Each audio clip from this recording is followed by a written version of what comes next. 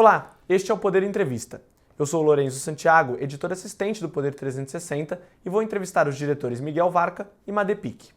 Miguel Varca tem 42 anos, é formado em Rádio e TV pela FAAP, a Fundação Armando Álvares Penteado, em São Paulo. Trabalhou na MTV por 9 anos e hoje assina projetos para produtoras, emissoras e empresas como Unilever, TV Globo, History Channel, Ipiranga e Editora Abril.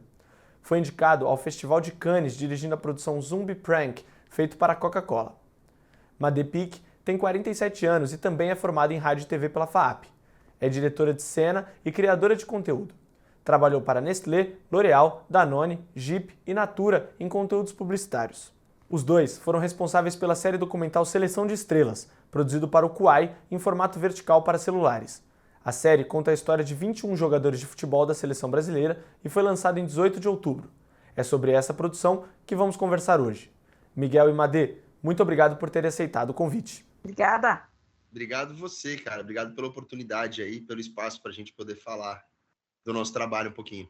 Agradeço também a todos os web espectadores que assistem a este programa. Essa entrevista está sendo gravada por videoconferência em Brasília, em 24 de outubro de 2022. Para ficar sempre bem informado, inscreva-se no canal do Poder 360 no YouTube, ative as notificações e não perca nenhuma informação relevante. Miguel, eu começo essa entrevista perguntando: como surgiu a ideia de fazer uma série documental em um formato vertical e voltado para as redes sociais? Bom, legal. Para começo, assim, né? A ideia de produzir uma série no formato vertical, né? Isso não é uma ideia, né? Assim, isso é muito mais uma resposta a um comportamento de audiência, né? Eu que, né, já trabalho com audiovisual faz 20 anos, a Madê também já está há bastante tempo. Me acostumei, né? E tenho um amor romântico pela tela horizontal, né? Que a gente, enfim, a gente tem uma sensação de que ela é mais familiar para nós, né? Então, acho que no começo eu admito que teve uma resistência, né? Pô, mas não dá para fazer, né? Aí depois também me caiu uma ficha, sabe? De que não adianta a gente ser teimoso com uma coisa que diz respeito a um comportamento espontâneo da audiência, né? Elas assistem o celular de pé e cabe a nós melhorar a experiência delas, né? Por que eu vou fazer um vídeo na horizontal? O vídeo vai ficar menor para elas não vão conseguir ver o vídeo grande. Então, assim, muito mais do que uma ideia de produzir na vertical, é uma resposta a um comportamento que já existe, né? Assim, acho que é isso. Madê? Eu concordo super com você, é isso, a gente tem que se adaptar. A gente veio de um 16:9 e agora a gente vive muito mais um 9:16, né? Eu acho que para nós diretores também, a gente tem uma questão, né, do desapego. Você bota a câmera lá, você enquadra uma coisa maravilhosa, mas o que você vai ver, né, é aquela fatia ali no meio. Então, para a gente é um treinamento também, né? Mas a gente que também trabalha bastante com publicidade e tal, né, Miguel? A gente já vem vivendo essa experiência, né? Essa mudança comportamental do audiovisual, ela já vem acontecendo há algum tempo. Então, a gente já tá, né? Já tinha um olhar assim, já um pouco adaptado a isso. Por mais difícil que seja, né? Que a gente tem que praticar muito desapego de uma imagem linda, mas é isso, é extremamente comportamental. E a gente, né, não tem jeito, a gente tem que sempre se moldar e se adaptar a novos formatos. Então, acho que, né, essa foi uma das grandes experiências nessa série, porque é ela inteira 9:16, né? Não tinha outra opção. Então, foi sempre, né, olhar para isso, enquadrar isso e sempre buscar a melhor imagem, né, o melhor conteúdo que a gente podia trazer nesse formato, né, Miguel? Sem dúvida. Eu acho que o fato de ser uma série com entrevistas ajuda um pouco, né? Assim, imagino que se fosse uma série com diálogo, né? Diálogo onde estão duas pessoas, uma do lado da outra, seria muito mais desafiador, eu imagino, fazer na vertical, né? Nesse caso, que é uma série que tem muita entrevista, e quando não tem entrevista, tem jogadores de futebol que estão de pé, o vertical ele acaba sendo ajudado, né, nesse formato. Eu já tinha feito algumas coisas na vertical, mas assim, eram coisas que tinham sido produzidas na horizontal, exibidas na primeira janela na horizontal e feito uma adaptação para exibir no vertical também, né? Eu acho que a Madê também, hoje em dia, é um pedido muito recorrente para nós, diretores, né? Agora, fazer uma coisa cuja primeira janela vai ser a vertical é a primeira experiência. E por que investir em formato de episódios curtos, de 6 minutos? Isso é uma demanda, né? Isso é um pedido do Kwai, né? O Kwai é, sobretudo, assim como o TikTok, uma plataforma de vídeos curtos. Então, assim, não existe ali dentro a possibilidade de trabalhar com médio formato ou longo formato. Você trabalha com vídeos curtos. Isso também, pelo menos para mim, exercitou bastante meu poder de síntese, né? Porque todo mundo já diz, né? Quando a gente assiste um filme biográfico, a gente sempre ouve do diretor, né? Poxa, essa 1h30 é difícil, né? Para você fazer a biografia da pessoa. A gente teve que exercitar ali esse desapego de contar histórias, né? A gente tinha muito Madê, a gente grava, a gente não vai para, né? A gente não grava para um episódio de 5 minutos, a gente grava buscando as coisas que mais rendem, assim. Então, assim, a gente tem horas e horas de material bruto para depois conseguir escolher aí esses 5 minutos.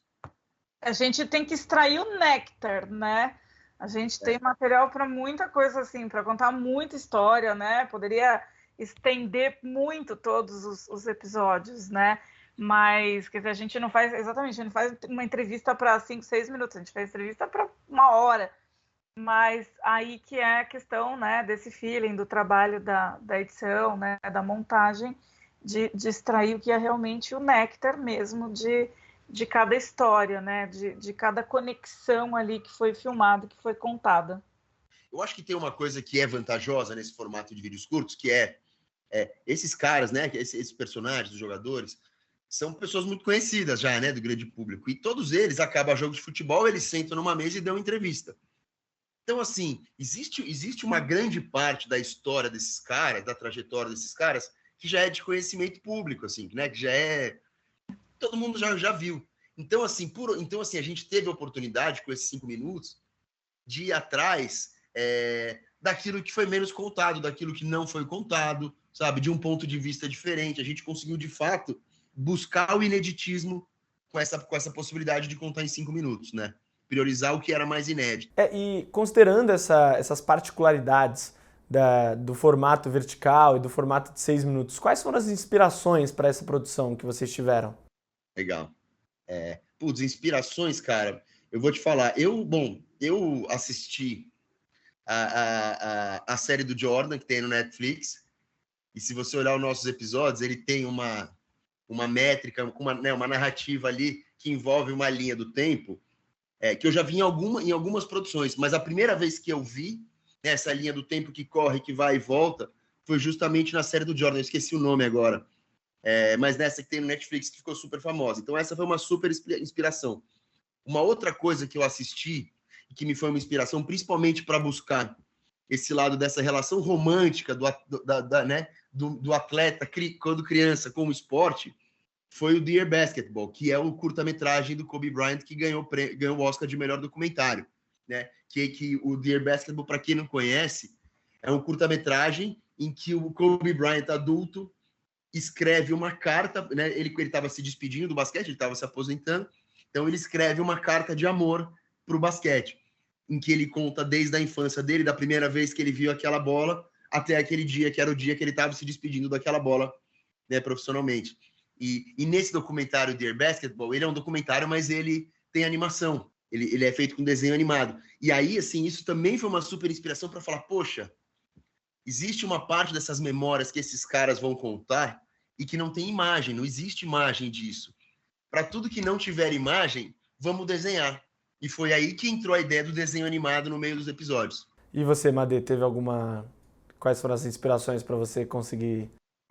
O Miguel foi quem fez essa concepção, né, toda criativa. Então, quando eu entrei, né, para co-dirigir essa série, ele já tinha formatado, ele já tinha concebido tudo isso.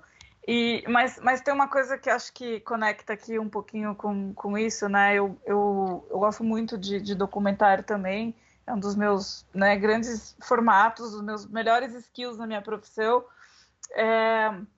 E eu tenho uma inspiração, sempre gosto muito de assistir muito documentário quando envolve criança, né? Histórias de criança, histórias reais, histórias enfim, desse universo. E, enfim, eu tinha visto um documentário sobre skate feminino, né? Um documentário feito no Afeganistão, e eu estava com esse documentário muito fresco também na minha cabeça, né? Porque era uma coisa muito... Aí, primeira coisa, muito do afeto, né? De como que essas histórias se conectavam, como que, né? As histórias de todos os jogadores, elas vêm desde a infância, né? Desde que eles eram crianças, a gente conta. A Maria, ele começa a jogar com 5, 6, 7 anos, né? Então vem toda essa narrativa. Então deixa eu ver aqui o nome, peraí, em inglês, How to Learn Skateboarding. É que eu já falo direito, que é um nome muito longo para lembrar agora. Então esse documentário me trouxe uma bagagem muito legal e aí, especialmente, alguns episódios, né, que eu fiz, por coincidência mesmo, né, eles traziam a história dos jogadores, né, desde muito pequenos, mas reproduzidas ali na história, como, por exemplo, teve um episódio do Guilherme Arana e do Richarlison. Foram 2 episódios que eu fiz e que vem a história deles ali reproduzida, né, com crianças jogando futebol ou videogame, porque reproduziam uma coisa né, do FIFA, enfim. Então esse foi um documentário que me trouxe assim esse olhar de tudo que o Miguel tinha concebido e construído, e aí vendo assim muito mais pelo lado, né, da conexão das pessoas, do afeto, assim, né, e do carinho como esses roteiros e essas histórias poderiam ser amarradas, né, com seus personagens. Então foi um pouco essa a minha inspiração, assim, e aí vieram crianças, que né, um outro universo que eu trabalho muito, que eu adoro, então tudo se conectou e foi muito legal. E como tem sido a reação do público à série? Cara, eu vou te falar, né, a reação que eu sei é entrando na plataforma do Kwai, né? E é virtual, né? Assim, tudo entra no mundo virtual. Daquele momento que está entregue, a coisa entra, né? Assim, aquele júri popular que expõe a real, assim. E aí, assim, muito... Eu estava falando agora, eu estava falando 1 hora atrás com a gerente do Kwai, justamente sobre isso, assim, né? Que, primeiro, a resposta do público está sendo incrível, assim, os vídeos têm trocentos mil likes cada vídeo, todos estão com pelo menos 20 mil comentários, 15, 20 mil comentários, e uma coisa que me chamou muito, muito atenção é que nessa primeira conversa que eu tive com o Kwai, quando eles falaram, estão patrocinando a seleção brasileira, o único briefing que eles me falaram a gente precisa reconectar o povo brasileiro com a seleção. Acho que existe aí um trauma desde 2014 que gerou um afastamento, uma descrença, que é uma coisa nova, assim, para quem cresceu acompanhando a seleção, nunca existiu, assim, né, esse desdém do povo brasileiro pela seleção de futebol masculino, né? E aí, então, assim, putz, como é que a gente vai conectar isso? Eu pensei assim, falei, putz, cara, o jeito de conectar é justamente mostrar para a audiência, para o povo brasileiro, que esse jogo, né, a grande, esmagadora maioria dos jogadores que jogam numa seleção brasileira de futebol, muito embora hoje eles sejam celebridades, eles saíram de condições muito semelhantes da grande maioria do povo brasileiro. Então, assim, eu acho que, né, tem um pilar aí da identificação muito forte do povo com essa, né, com os jogadores da seleção, e de identificação e também um de admiração, porque esses caras, né, assim, eles atingiram um feito, putz, que dentro das condições de ascensão social no Brasil são praticamente impossíveis, assim, de se conseguir. E o que me chamou a atenção, voltando à sua pergunta, é que quando eu leio os comentários da audiência, agora no Kwai, dos vídeos postados, assim, a esmagadora maioria dos comentários nossa, é muito legal ver que esses caras saíram, né, do mesmo lugar que a gente saiu, e que se superaram e conseguiram tudo isso. Então, assim, eu acho que essa é uma das missões cumpridas com essa série, sabe? A gente vê na reação da audiência que, de fato, eles entenderam o lugar de onde esses caras vieram, que existe um amor pelo que faz ali, um amor legítimo pelo que faz, e não é pelo dinheiro, é pelo futebol, putz, que eles chegaram lá, então existe uma admiração também. Então, a reação da audiência tem sido sobretudo essa, assim, de um impacto muito positivo com a figura dos jogadores da seleção. Que acho que no final das contas, né, são muitas histórias de superação, né, Miguel? Acho que todas elas são histórias de muita superação. Então, né, essa superação traz uma inspiração muito grande para muitos moleques e talvez, né, porque não muitas meninas que estão começando a jogar futebol hoje, né, e em situações, às vezes, muito vulneráveis, e de olhar essa série e falar, pô, né, o meu ídolo era que nem eu. Então, eu posso ser ele também, posso chegar lá e isso trazer, né, realmente esse impacto social na vida de muita gente. E quais são as principais diferenças da produção de uma série documental na vertical para celulares para os produtos audiovisuais tradicionais, ou seja, cinemas, televisões e computadores, que são na horizontal? Cara, olha, eu vou te falar que, honestamente, eu enxergo poucas diferenças, pouquíssimas diferenças no jeito de produzir, assim. A gente produz de uma maneira muito parecida, assim, né? O método é parecido, a necessidade de equipe é igual, né? A gente tem poucas diferenças, assim. Eu não conseguiria... talvez a única diferença que eu, pessoalmente, enxergo é que quando você produz uma coisa que vai para televisão, por exemplo, existe uma etapa que não existe no digital, que é a transmissão. A transmissão muda, né? Muda a cor da imagem, às vezes dá alguma aberração cromática. Quando você produz para o digital, a coisa ela vai mais fiel de fato ao que você entregou. Não sei o que a Made acha, você tem mais alguma coisa? Eu concordo. É isso, é uma coisa muito técnica, né? Assim, claro, tem um pouquinho do conceitual do criativo, que, né, a gente vai ver, ao invés de, né, 3 partes, a gente vai ver só uma do meio. Então, isso impacta, né, diretamente quando a gente está já em set, já ali enquadrando, colocando o personagem na cena, né, entendendo como que ele vai interagir com o fundo e tal, mas de produção, na verdade, né, ali de produção, acho que até de custo, né, Miguel, não acaba que não tem diferença nenhuma, é uma coisa ali de cinematografia mesmo, né, de uma inversão de tela, mas de produção é igual, não faz diferença. Então vocês diriam que em termos da produção em um geral, equipamentos, estrutura, não muda nada? Ou muda muito pouco? Em termos técnicos, para mim, não mudou nada, cara. Eu filmei essa série da mesma maneira que eu filmaria e editaria se fosse na horizontal, assim, muda muito pouco. Eu acho que talvez mude um pouco na concepção, pode mudar um pouco também na concepção de roteiros, né? Por exemplo, se tiver uma cena que tem, né, que tem 4 pessoas simultâneas sendo entrevistadas, uma do lado da outra, eu provavelmente vou chegar pro roteirista e vou falar, putz, cara, numa tela vertical fica muito difícil a gente conseguir colocar 4 pessoas uma do lado da outra. Será que a gente não faz com uma de cada vez? Ou a gente tira algumas dessas pessoas, sabe? Tentaria, acho que é por aí, assim, mas do ponto de vista técnico não muda, cara. Acho que eu tenho a sensação, pelo menos, se existe alguma mudança, eu ainda não aprendi, cara. Também não. Não achamos ainda.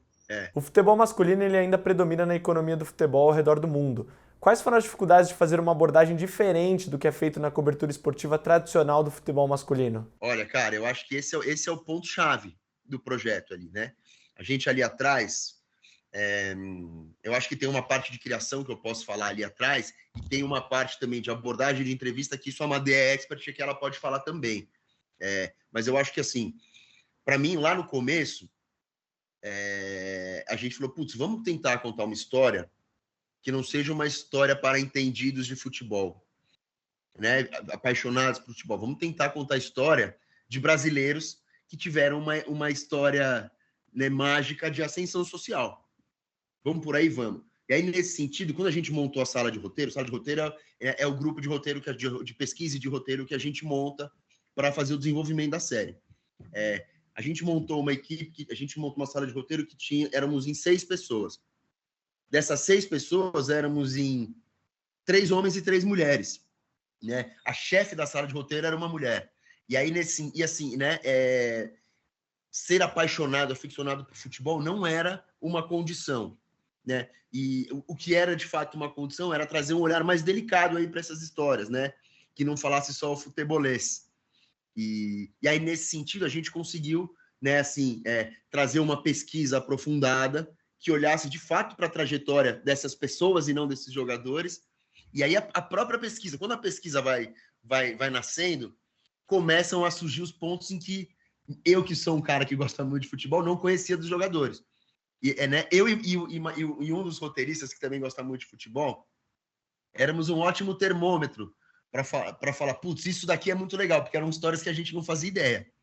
né? Perguntas que, né, que coisas que iam trazer perguntas que não são feitas em coletiva de imprensa, né? E aí, a minha primeira resposta positiva foi quando eu fui entrevistar. A primeira entrevista que eu fiz foi com o Casimiro. O Casimiro é um cara super durão, assim, né? Um cara, né, capitão, tal, tem essa onda, né, de chefe da coisa. E os caras trouxeram o Casimiro de propósito, assim, né, para ele sentir o terreno. A gente, né, durante as datas FIFA, a gente ia pro hotel da seleção. Eles estavam concentrados, a gente ficava num dos quartos do hotel e alugava uma suíte, e essa suíte a gente transformava em estúdio.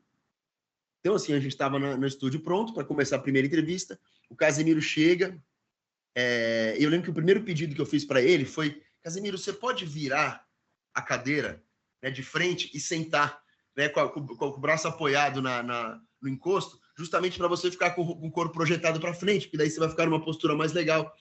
Ele já me olhou feio e falou: que pedido é esse, cara? Aí eu, putz, então, assim, eu percebi que, né, esses jogadores, eles são resistentes a entrevistas, né, num primeiro momento, principalmente porque eles estão acostumados com coletiva de imprensa, muitas vezes, né, jornalista fazendo pergunta capciosa, tanto da vida profissional quanto da vida pessoal do cara. Então, existe, assim, um certo embate inicial. E o primeiro momento que eu percebi que a coisa estava dando certo foi quando eu comecei a entrevistar os jogadores. E aí eles viram que, de fato, a gente conhecia a história deles. O próprio Casimiro, né, na história dele, tem o Casimiro é filho de mãe solo. O pai dele abandonou a família logo que ele nasceu, e ele era irmão mais velho de 3 irmãos. A mãe dele era diarista, ficava o dia inteiro fora de casa, e ele, desde os 6 anos, cuida dos irmãos mais novos. Essa era a história do Casimiro. E a primeira pergunta que eu fiz para o Casimiro, para ele entender que a gente estava com outra intenção, Casimiro, me conta a história do Moreira. Daí ele olhou para mim assim, tipo, como esse cara sabe do Moreira? O Moreira é o técnico de uma escolinha lá em São José dos Campos, que foi o primeiro cara que viu o Casimiro e que falou: meu, esse menino é diferente. E ele comprou chuteira pro cara, ele foi a primeira pessoa que dava chuteira. Ele não era só o treinador, como ele ia buscar, como o Casimiro não tinha dinheiro nenhum, então ele comprava todo o material esportivo pro Casimiro, buscava e levava em casa, desde que ele tinha, tipo, 8 anos de idade, 7 anos de idade. Quando o Casimiro entendeu que a nossa abordagem era essa abordagem afetiva e que a gente não queria encontrar nenhum podre ou fazer nenhuma pergunta capciosa, sim, a gente queria contar a parte mais romântica da trajetória dele, aí assim, aí os caras se abriam, assim.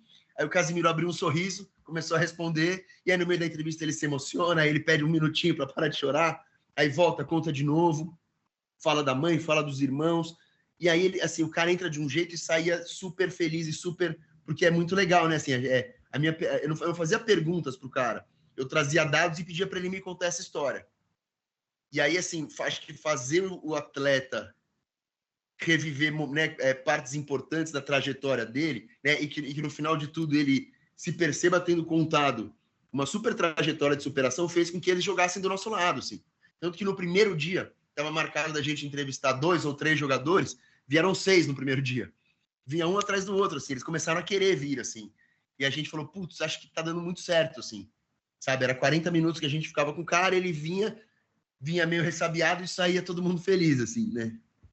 Essa série, eu posso dizer que foi uma máquina de chorar para os jogadores, assim. E com as famílias também, né, Miguel? Porque às vezes a gente chegava e eles, as famílias, né, os pais, enfim, ou pessoas muito próximas também acostumadas com, acho que com entrevistas, né, de um formato mais padrão. E quando a gente jogava, né, os dados, né, e assim, tá, mas me conta sobre isso, né? Eu lembro de ouvir assim: nossa, mas você tá sabendo, hein?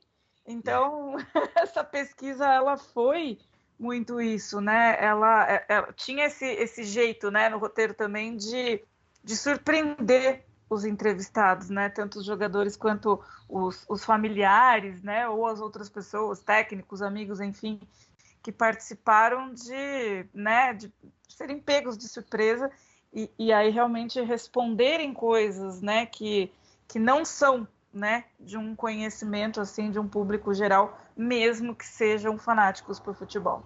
Ô, Madê, me conta conta para eles uma coisa, que eu lembro da tua ida para entrevistar a família do Alex Telles, que de repente virou tipo uma festa, um acontecimento de família, assim. Os caras tiraram uma foto que tava a Madê com 40 parentes, assim, foi todo mundo lá encontrar, cara. É uma foto que não para de ter gente, assim. Então, é que foi assim, a gente foi lá em Caxias do Sul, né? A gente foi entrevistar a mãe e o pai, enfim, e mais um outro técnico. Mas, enfim, a gente foi. O Alex ele tem um apartamento que ele mantém, que é a casa dele aqui no Brasil. E a mãe dele falou: a gente pode fazer na casa dele, né? Tem a personalidade dele e tal. Beleza, a gente foi lá. E aí, a gente descobriu que, assim, tinha uma coleção imensa de camisetas, né? De todos os times que ele jogou, de todas as cores, de tipos, né? E tava tudo lá. E a gente falou assim, então traz umas camisetas, a gente vai olhando, a gente grava, isso é super legal pra gente, né? E ok, eles desceram as camisetas, a gente foi filmando e tal, e documentando. E assim, daqui a pouco foi uma coisa muito espontânea, né? O pai dele foi e vestiu uma camisa, a mãe pegou outra e falou assim: eu gosto dessa. E aí, de repente, naturalmente, a equipe inteira foi, né, se vestindo e colocando as camisetas dele. E foi um momento super especial, né? Porque, poxa, eu vesti a camisa do Brasil, né? Dele. Aí cada um, né, de um time e tal. E aí a gente fez uma foto linda, assim, enorme, que aparece todo mundo, né? A equipe toda, né? A irmã, os pais, todo mundo com, né, vestindo realmente a camisa, né? Do Alex, né? De vários times. Foi realmente um momento muito legal, assim, foi muito marcante esse dia, né, com a família dele. E como foi feita a escolha dos 21 jogadores que seriam entrevistados, né? Como foi o acesso a esses atletas? Cara, bom, são duas coisas. Primeiro, a escolha dos jogadores. Um pouco. Enquanto eu fazia isso, eu imaginei que é que nem quando eles fazem álbum da Copa do Mundo, sabe? Que tem que ser feito um pouco antes. E aí, na hora que chega a Copa do Mundo, né? Você vê que tá quase todo mundo ali. Faltam alguns, e tem alguns que estão no álbum que não foram para a Copa, né? Quem colecionou álbum de figurinha de Copa do Mundo vivenciou essa experiência de falar, mas poxa, cadê o Alex? Né? O Alex está no álbum e não foi para a Copa de 2002. Como assim, cara? Né? Foi parecido, assim. Como é que eu comecei? Eu criei basicamente uma planilha, e nessa planilha eu revisitei todas as escalações do Tite nos últimos 2 anos. E aí, assim, nas colunas eram as escalações, nas linhas eram os convocados por posição. E aí eu comecei a casar quem são os caras que estão sendo chamados sempre, quem são os caras que estão sendo chamados quase sempre, quem são os caras que estão sendo chamados vez ou outra. Então, assim, para a gente ganhar tempo e amadurecer, né, essa lista final, a gente começou no primeiro flight de entrevistas com os jogadores que a gente falou, cara, esses caras vão para a Copa. Né? Então, os 3 goleiros, a gente já sabia que iriam para a Copa, o Casimiro, o Fabinho, a gente sabe que vão para a Copa. Que mais? Bom, tinham alguns ali que a gente, né, assim, pelo menos uns 8. Não, eu lembro, no início a gente falou assim, tem 10 caras que, se não machucarem, vão jogar a Copa do Mundo. Né? Tem 10 caras que vão jogar a Copa. Então a gente começou essa lista por aí. Daí por diante, foram tendo novas listas. A gente foi vendo que alguns das listas iniciais pararam de ser chamados. Tipo o Everton Ribeiro do Flamengo parou de ser chamado, o Gabigol parou de ser chamado. Quem mais? Tinha o goleiro que é o goleiro do Flamengo antes, que é o goleiro do Flamengo que era do Santos antes, que é o Santos. Ele parou de ser chamado também. Então, esses foram saindo fora da lista e foram entrando nessa, né, na continuação da lista os que estavam, os que eram cada vez mais chamados. E aí a gente foi chegando numa lista estimada. Né? A gente fez 21 episódios, 20 com jogadores e o episódio do Tite. Desses 20, eu acho que a gente deve errar 2 no máximo. Um, com certeza, que é o Arana, que machucou, não vai para a Copa, infelizmente, né? Um lance bobo. Que é um cara que com certeza iria, né? Porque hoje é o melhor lateral esquerdo do Brasil, assim. Que não vai jogar. E aí tem mais um ou outro que a gente não sabe se vai ou não. Mas eu acho que, de uma maneira geral, todo mundo que está ali deve ir para a Copa. E desde que vocês começaram a produção dessa série, quanto tempo durou a gravação, a elaboração de roteiro e edição? Bom, o processo inteiro demorou 1 ano. A gente startou a pesquisa e roteiro no dia 20, numa segunda-feira, dia 22 de novembro de 2021. Esse foi o dia 1 do projeto. Nesse dia, a gente já estava com a equipe contratada, né, a equipe já estava contratada, a gente já tinha essa lista inicial dos primeiros jogadores que a gente sabia que iam para a Copa, que vão para a Copa, para a galera do roteiro poder começar a trabalhar. Então, nesse dia foi o dia que eu dividi com todo mundo, né, esses primeiros insights aí de produção para a galera poder começar a trabalhar. É muito difícil a gente dizer, né, o tempo de cada etapa por episódio. Na verdade, as coisas vão sendo feitas todas ao mesmo tempo, né, de uma maneira escalonada, assim. Então, saem os primeiros roteiros, a gente já começa a produzir esses primeiros roteiros, para logo gravar e depois editar. Enquanto está fazendo isso, já está pesquisando e roteirizando o seguinte. Então, assim, eu não sei dizer quanto tempo levou quanto leva o processo de um episódio, mas o processo inteiro da série é um processo de 1 ano. Falando um pouco sobre a questão mercadológica, né, que vocês falaram sobre a ideia da demanda, né, de que foi uma produção feita quase que sob demanda, né, no sentido de produzir algo verticalmente, porque as pessoas estão consumindo mais esse tipo de vídeo nos celulares. Quais são as possibilidades de consolidar esse mercado de produção para as redes sociais? Eu acho que isso já não é nenhuma tendência, né, Miguel? Isso já é um fato. Eu acho que ele já está praticamente consolidado. Acho que é uma questão assim de as pessoas se adaptarem a filmes um pouco mais longos, né, do que assistir ali 1 minuto, né, 1 minuto e meio, 2 no máximo, que né, um ritmo muito acelerado. Então 1 minuto às vezes é um tempo longo, né, para uma rede social, para um formato 9:16. Mas eu acho que é uma questão assim de um pouquinho mais de tempo, assim, um pouquinho mais de costume, vamos dizer, né, de cultura das pessoas assistirem formatos um pouquinho mais compridos, como é o caso desse nosso, de 5, 6 minutos, mas acho que isso já é um fato, né? Acho que isso já está... É muito pouco tempo para isso realmente se consolidar ainda mais, né, Miguel? Sem dúvida, sem dúvida. Eu acho que existe uma particularidade que eu lembrei agora, e que foi comentada, enfim, eu já tinha ouvido isso, né, assim, em outras produções, tal, quando fala em internet, e que nessa série a gente conseguiu colocar em prática, que como você vai assistir, né, você vai assistir, como você vai exibir um conteúdo para uma audiência que não é uma audiência de televisão ou de sala de cinema, que eles estão de fato ali, né, posicionados adequadamente para assistir ao seu conteúdo. O zapping é muito mais frequente na internet, assim, a pessoa simplesmente mudar.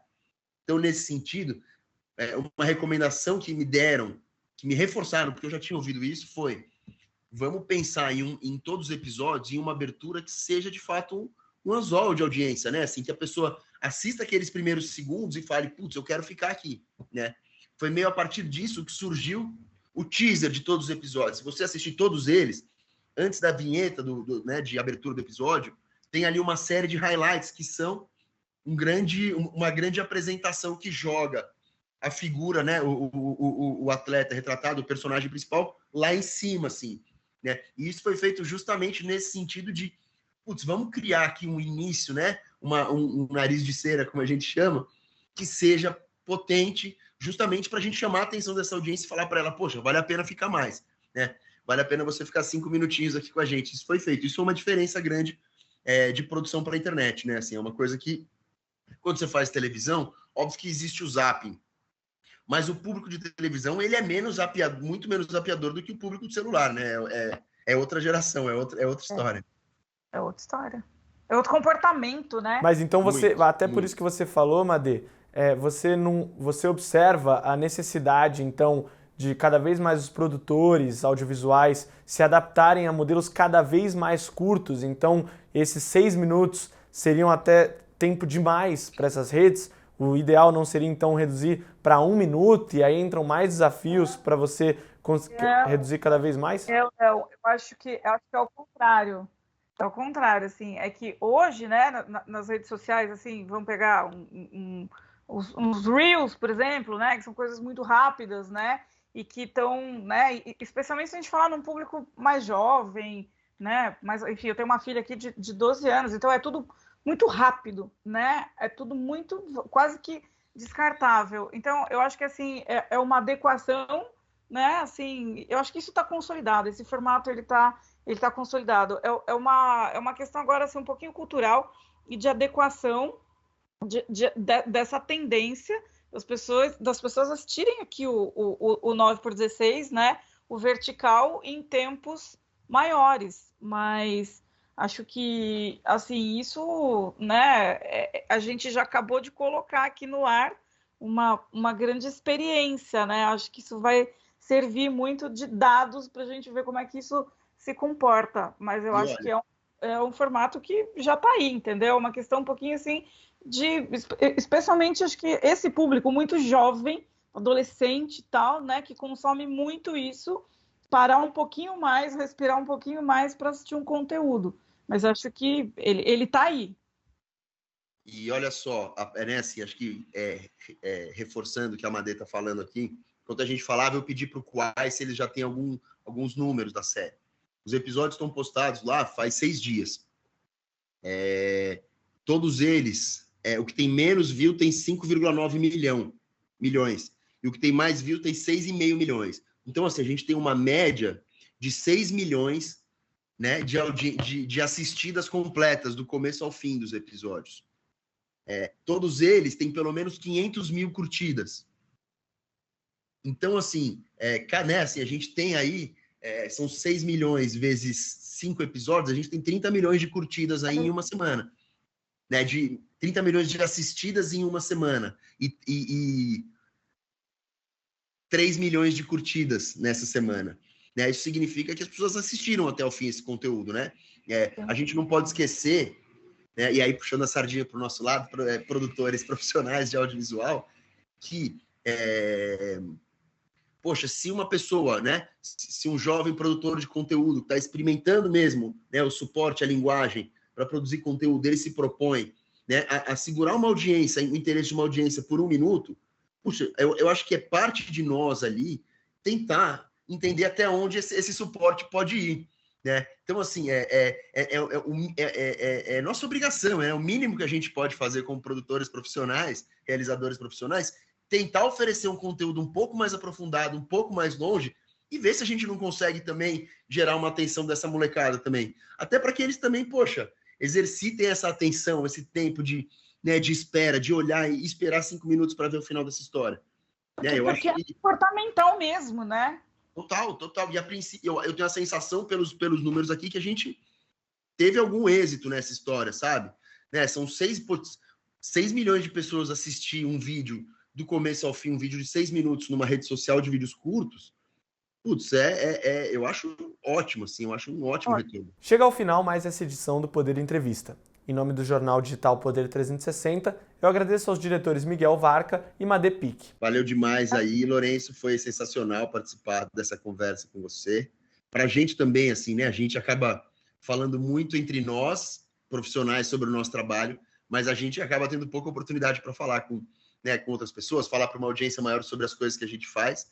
Espero que todo mundo tenha assistido, tenha ficado com vontade de assistir a série.